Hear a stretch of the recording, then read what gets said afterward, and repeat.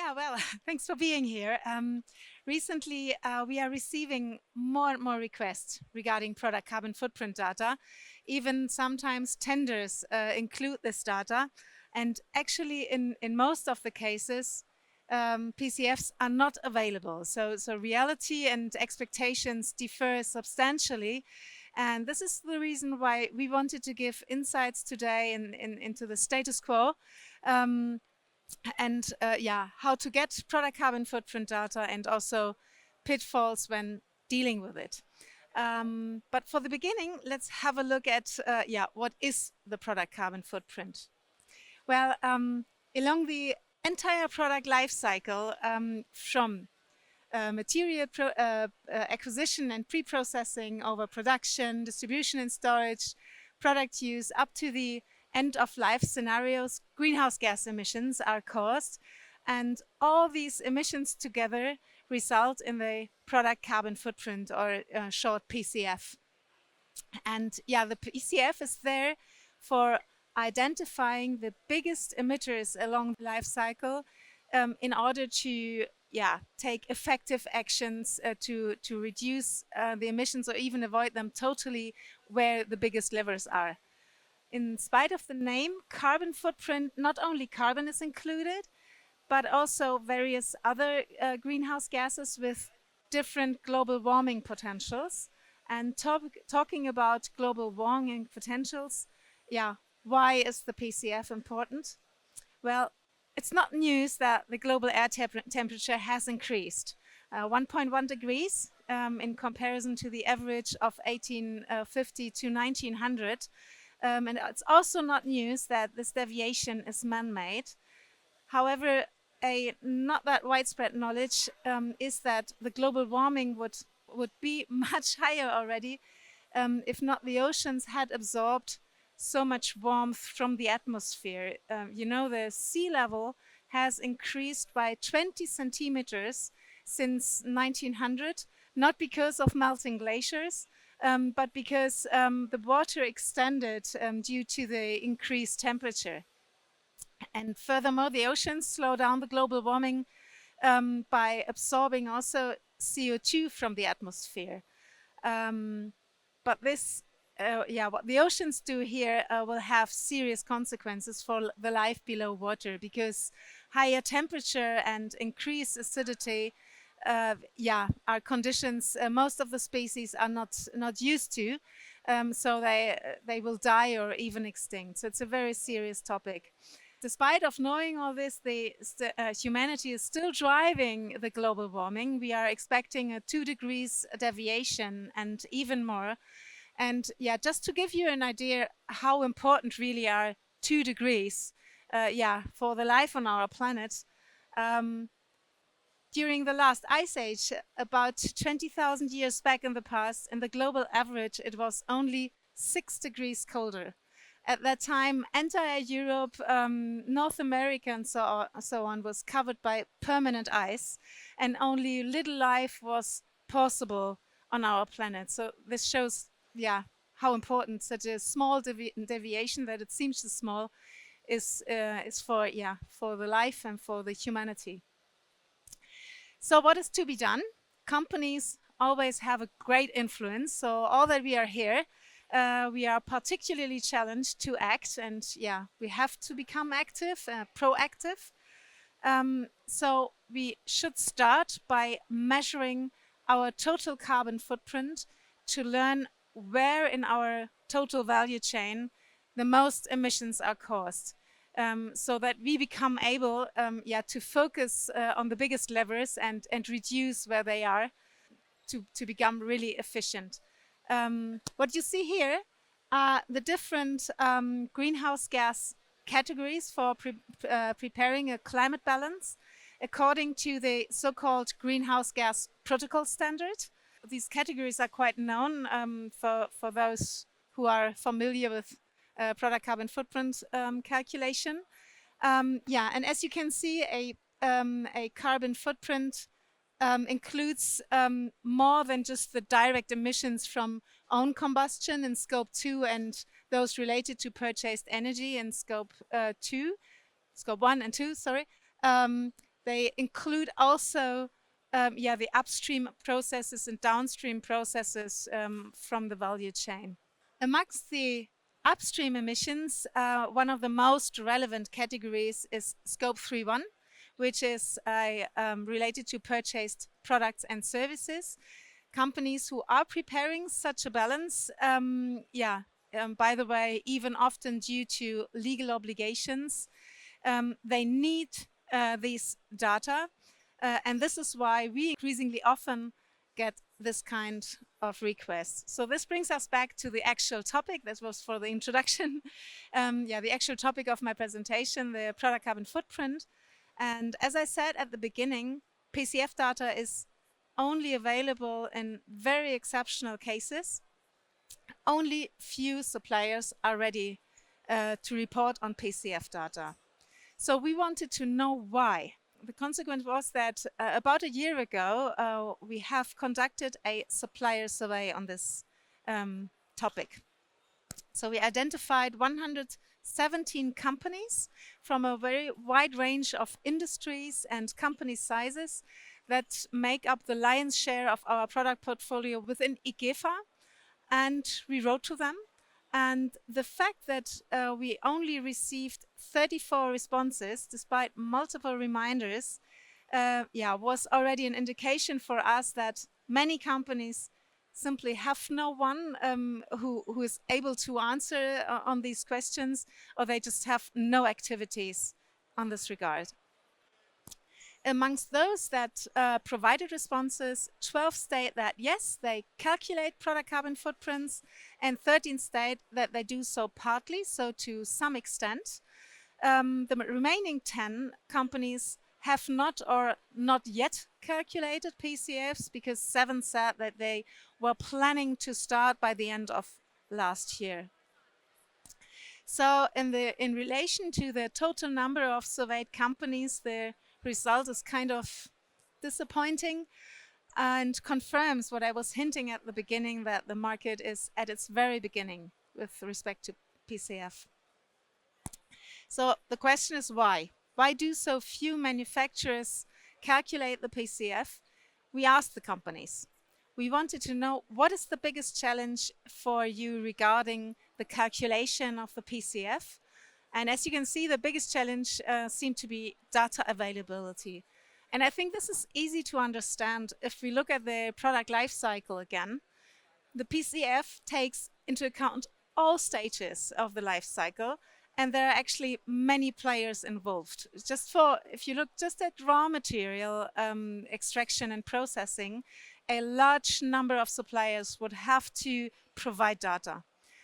Production is not that difficult, because this is about the direct emissions. We have scope 1 and 2 emissions more easy than from outside. Yeah, but what about distribution, transport, for example? Every delivery could be different. Then if we look at the product use, not always emissions are caused. It depends on the product. But if emissions are caused, then it depends very much on the user and also of the place of use, the energy that is used over there, for example.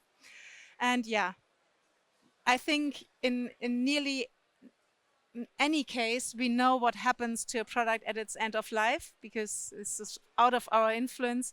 So calculating the emissions there is also really difficult. So in short, calculating the PCF as a whole is very, very complex and time-consuming for all stakeholders involved. And it is therefore easy to understand why many companies also state that costs and resources pose a challenge. But there's also uncertainty as to which is the best method or standard for calculating the PCF. Some state that there's also there's not enough knowledge in this area, and there's a perceived risk of disclosing data and thus making oneself vulnerable to competitors, for example. I think this concern is presumably more likely to be felt by those players who have already dealt with product carbon footprint calculation. One person also asked here in other how to guarantee accuracy. Good question, really. So all in all, next to the data availability, costs, and resources, also many uncertainties become apparent. Again, why these uncertainties? What's the reason for that? And what should be really the risk of disclosing data? I have brought 3 answers for you.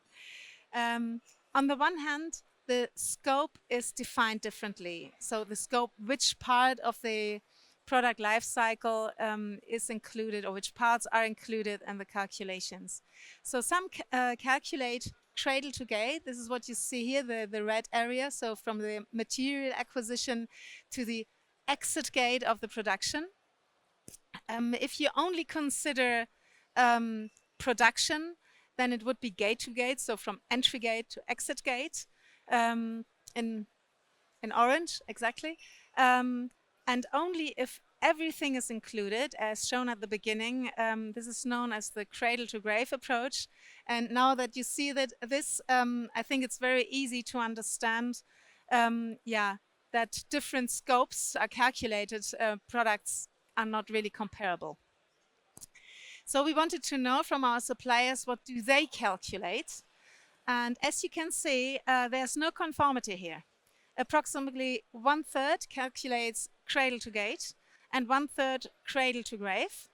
As cradle to gate is included in cradle to grave, some of those who do cradle to grave say they do both, so it's easy to understand.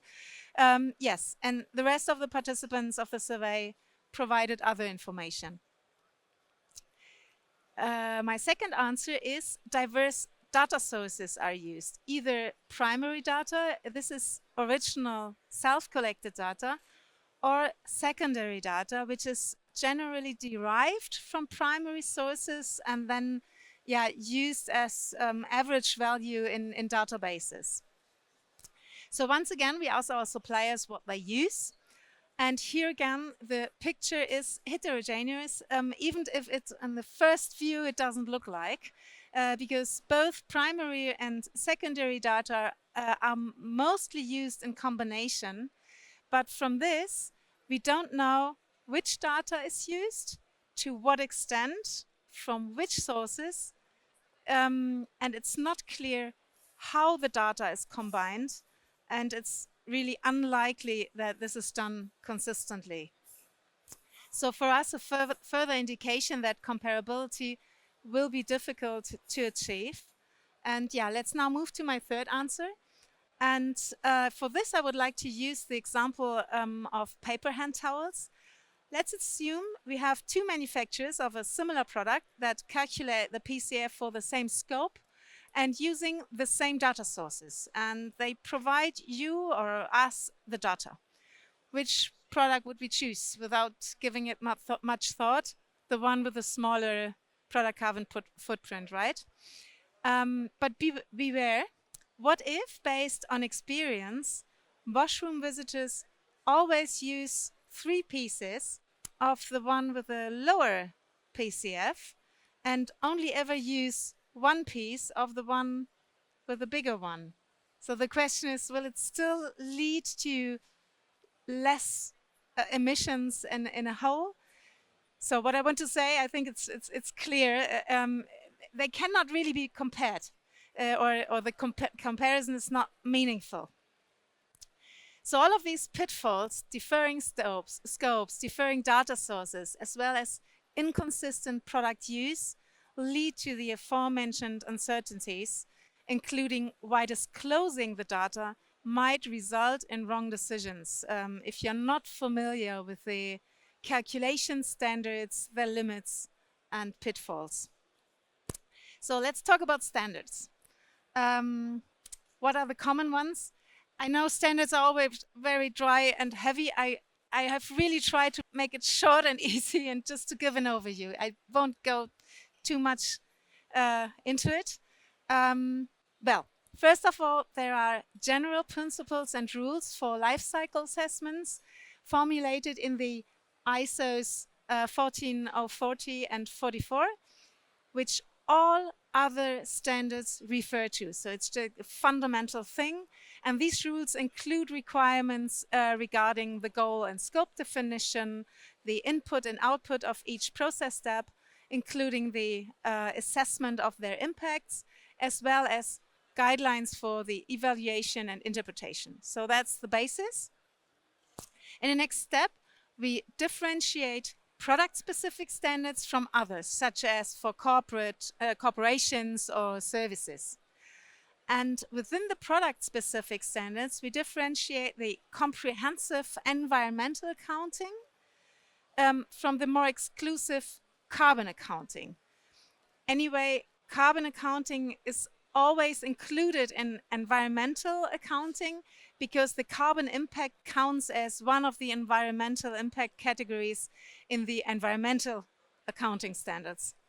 Some of these standards require so-called product category rules. And these are product-specific requirements to establish comparability within product categories, for example, by defining the functional unit and assumptions such as the number of hand towels needed for dry hands.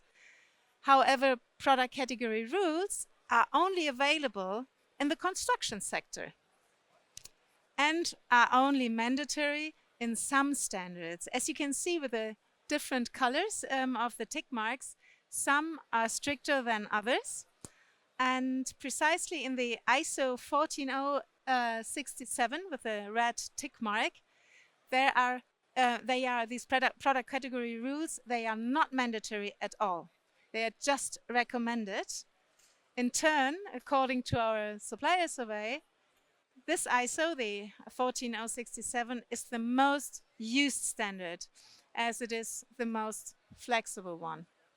So to sum up, real progress with regard to PCF data in our market segment is not really prospective. On the one hand, there are many sets of rules already, and on the other hand, they are not developed enough for a market standard that allows comparability. I would like to comment on one last insight from our suppliers. We wanted to know from them, what do you think PCFs will be relevant for in the future? And as you can see, most of them state tenders and product comparison are the most relevant drivers. And yeah, talking about product comparison, I would really like to emphasize once again, as shown along my presentation, generally, various specific assumptions have to be made for every PCF calculation. And for the comparability of products, start from the same assumptions is crucial. If you start from different ones, comparability is not given. It's like comparing apples with pears, as we say in German. I don't know whether it's also familiar in other countries. So comparing bears risks of wrong conclusions or even distortions of competition, especially in tenders. So to sum up again the challenges, we know PCF data is necessary for reporting and for effective CO2 reduction. PCF calculation is complex and PCF comparison bears elemental risks. And above all, PCF data is hardly available. So this sounds somehow frustrating, right? To give you some hope, because we have also thought like, okay, and now within IGEFA and INPACS, we are about to finalize a PCF data hub. So this means we are working on establishing a PCF database for our customers' main product portfolio, so including cleaning and hygiene products, PPE, catering disposables, and also some medical devices. And this means that, on the one hand, we are collecting all the data we can get from primary and secondary sources, a lot of work. And on the other hand, it involves structuring the data according to certain rules. And these rules mainly revolve about the question, which decision the databases allows in each case. And we always discuss our findings with several stakeholders, manufacturers, for example, so to make sure all perspectives are included in our findings. Our aim finally is to tailor the data for our customers and make it usable for them, whether to help them with the materiality analysis, the reporting obligations in the context of the CSRD, or for the climate-related management of the customer's supplier and product portfolio. We know this is really to handle with care. We are quite aware of that. So our sustainability experts are taking on a role of advisor because we want to make sure the correct interpretation of the data, we just give it like that. It's always together with consulting. So to prevent wrong decisions by the customers, but it also the consulting is also important for make recommendations regarding climate-friendly solutions. Let me now finish with just some final thoughts. Please keep on asking for product carbon footprint data. This will drive more and more manufacturers to provide primary data and gradually improve the data quality, and it will also help that the manufacturers find their biggest levers for reduction. Just if you receive data, use it wisely. Do not make hasty decisions, and above all, do not compare products. As mentioned, the data quality is not ready for that. Anyway, we are happy to support you with PCF data in the near future. And anyway, where data is missing, there still might be other ways for reducing emissions, even without transparency, like by reducing consumption, switching to reusables, recycling more. These are all helpful for reducing, even if you cannot calculate how much exactly it is. Really global warming is proceeding frighteningly, and it's important that you please concentrate and reduction efforts. In turn, we will support you where we can. Last but not least, very important, please don't use offsetting as an excuse. Thank you.